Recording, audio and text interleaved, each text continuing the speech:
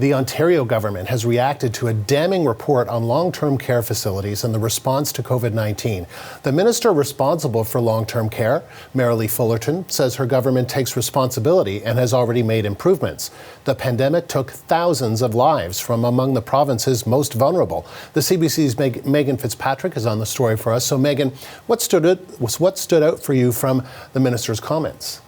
Yeah, this is the first time we'd heard from her since the report was released publicly late Friday night.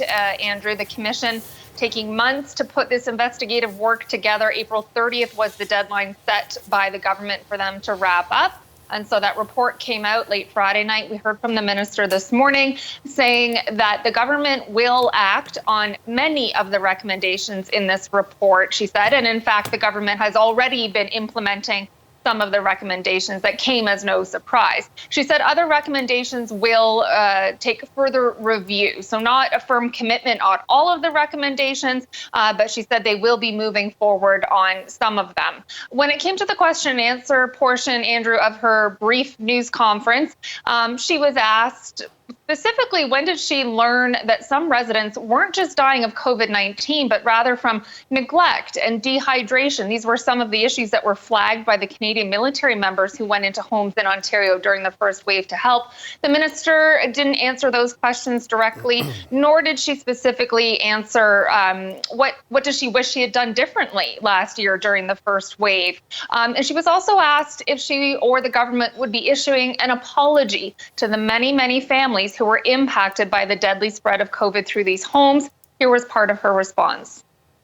The responsibility has fallen to this government, to me as the Ministry of Long-Term Care, and I absolutely take responsibility for the well-being of residents in long-term care and staff, and along with all the other entities that have been working around the clock to address, this 100-year pandemic against an unknown virus. So absolutely, that's why I came to politics.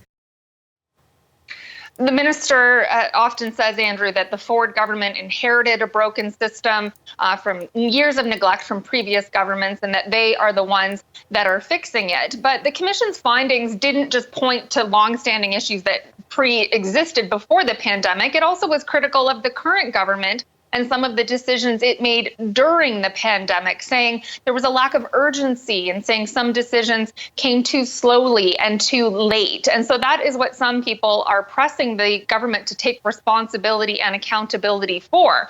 So much so that the opposition parties, the NDP, in question period this morning, calling on the minister to resign, which she didn't. Right. And, there was a second wave and now a third wave, and there are some of the same problems in the second wave and the third wave. So this is a pandemic, and it's this progressive conservative government that has been in power during the beginning of this pandemic.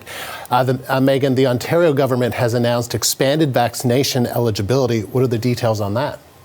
Yeah, big news throughout the province today with the opening of bookings to people 18 and above in designated neighborhoods throughout the province. There's 114 of them that have been designated. And before today, people 18 and above were eligible in those neighborhoods, but they had to rely, Andrew, on pop-up clinics or mobile clinics going to those neighborhoods. There was no mechanism allowing them to pre-book appointments. And now the provincial system, as of 8 a.m. this morning, can be used to book appointments in these 114 neighborhoods. Now, we know there was a flood of people logging onto the website at 8 a.m. this morning. Some were finding themselves having to wait quite a while to get through the system, trying to book appointments. Health Minister Christine Elliott was asked about this today. Here was some of her response.